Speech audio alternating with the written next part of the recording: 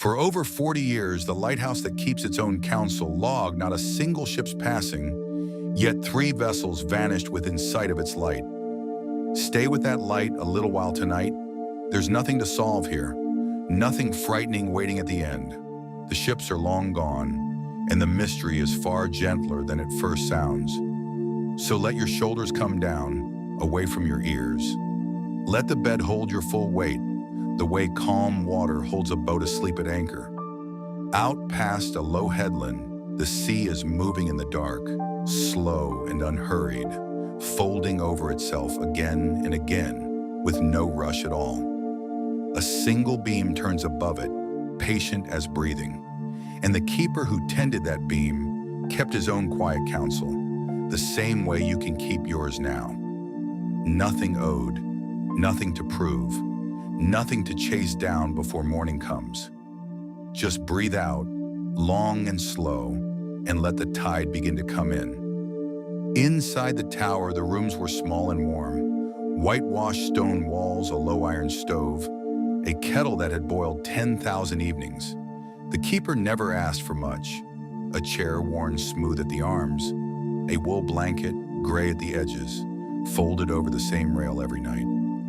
When the wind pressed on the glass, the whole place seemed to lean into it, then settle again. Let your own breathing settle the same way.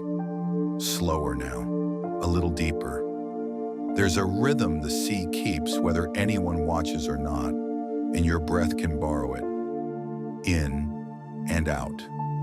The lamp above him needed tending, and he tended it. The storms outside were not his to command, so he let them be.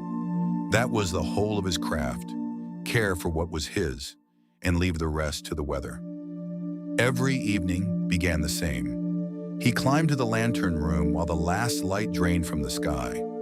At the heart of the tower stood the great lens, a tower of glass rings, cut and stacked like the inside of a flower, taller than a man. When he wound the clockwork, a slow weight sank down through the tower's spine, and the whole lens began to turn, round and round and round. There is something restful in a thing that moves without needing you to push it. The keeper only had to keep it clean, keep it wound, keep the flame steady at its center. He never argued with the machine. He never argued with the sea. He simply arrived evening after evening and did the small, true things in front of him. You can feel your body growing heavier now, sinking gently the way that weight sank through the stone. When the lens was lit, he stepped out onto the gallery. A narrow iron walkway ringed the tower, high above the black water. The wind out there was cold and clean, and it smelled of salt and wet rope and distant rain. He would stand a moment, one hand on the cold railing, and watch the beam reach out across the dark. It touched the waves, then the far edge of the world, then swept away again. He was not looking for ships. He never looked for ships. His work was the light itself, that it turned, that it burned, that it held. Whatever passed below in the darkness, passed as it would. Some nights the sea was flat as poured glass. Other nights it heaved and hissed against the rocks.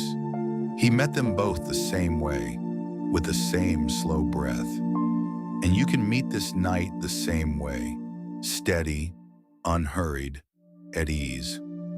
Back inside, he opened the logbook. This was the thing people would wonder about all those years later, because he wrote in it faithfully, but never about the ships. He wrote the wind. He wrote the color of the evening sky. He wrote whether the flame burned clean and how much oil remained, and the temperature of the glass.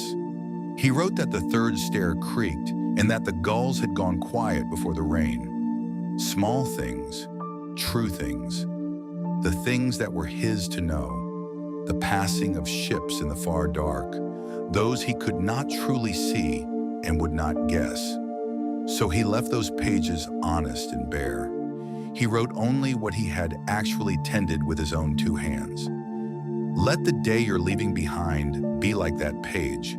You need only set down what was truly yours. The rest can stay blank, and that is enough. So here is the gentler truth about those 3 ships. They never appeared in his log, not because they were lost, but because they never needed him at all. Seen from far above, the coast bends into a second bay behind the headland, hidden from the tower's eye. On 3 separate nights, 3 vessels rounded that dark shoulder of rock and slipped safely into that other harbor, out of the beam's reach. From the keeper's window, they simply vanished, passing from his light into a shelter he could not see. He never chased them with worry. He never wrote them down as gone. He trusted that the sea and the coast could hold what he could not. That is a quiet kind of faith. And tonight you can let the things beyond your window vanish just the same. Not lost, only carried somewhere safe, beyond your keeping. The Stoics had a phrase for the keeper's whole way of living. Epictetus, an old teacher who had once been a slave, said that some things are within our power and some are not. The lamp was in his power, the wind was not. The oil, the wick, the clean glass, his. The tides, the fog, the far dark where ships came and went, not his and never meant to be. So he spent his care only where his care could reach, and he let the great wide rest of the world go by, unbothered. This is not cold. It is one of the warmest things a person can learn. You cannot mind the whole sea. You were never asked to. You can only tend your own small light, keep it clean and burning, and let the water carry everything else exactly where it's already going. The nights blurred together, the way good years do. He trimmed the wick each evening, a small ritual he loved. He'd lift the glass chimney, ease the charred edge away, and watch the flames steady into a clean, bright leaf of light. Then the oil poured slow and gold, filling the reservoir to the same faint line every time. The sea rolled on outside, indifferent and beautiful. Fog came and went. Frost laced the windows in winter and melted by noon. He did not fight the passing of the days. Marcus Aurelius, writing quietly to himself long ago, once noticed that everything we see is already changing, already on its way to becoming something else, and found a strange peace in it. The keeper knew that peace without ever reading the words. Each evening ended. Each morning came. He asked only to tend the light well, while it was his turn to hold it. Watch the flame a moment longer with him. Up close it barely moves. A slow blue root at the base, then gold. Then a soft, trembling edge where it turns to warmth and disappears into the dark air. It does not strain to burn. It simply burns. There is nothing anxious in a flame. It does not wonder about the ships.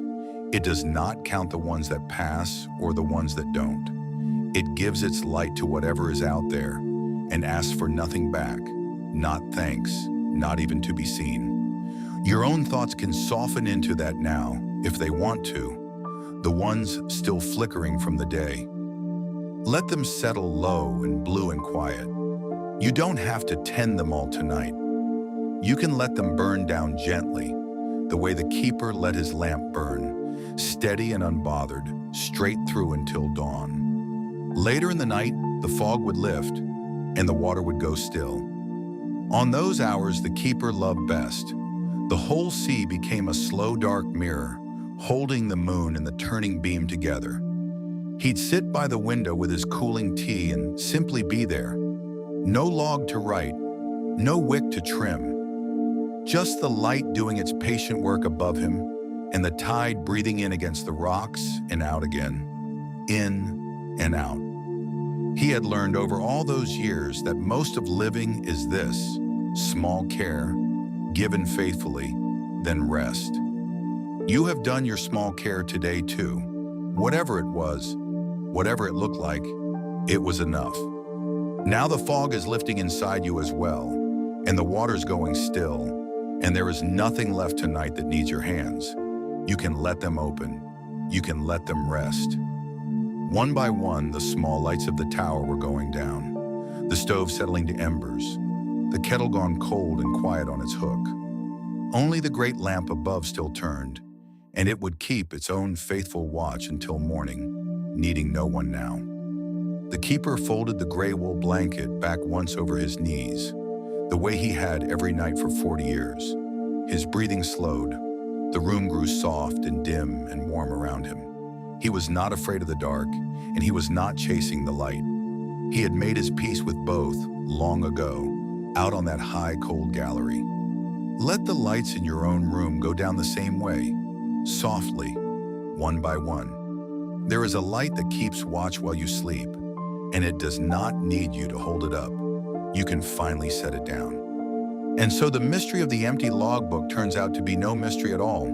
He never wrote the ships because the ships were never his to keep. He tended his light. The sea tended the rest. 3 vessels passed beyond his beam and came safe into a harbor he would never see. And he let them go without a single line of worry. Tend your own light.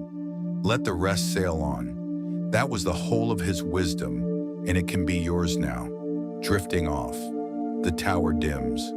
The tide slides out, slow and dark, carrying the day away from the rocks. Your breath goes out with it. There is nothing to hold. There is nowhere to be. The water is warm and endless, and it knows the way. You can let yourself be carried now, softly, the way 3 quiet ships were carried home. The lamp is out now. The harbor holds, and the light keeps its own quiet counsel all the way to morning. Good night.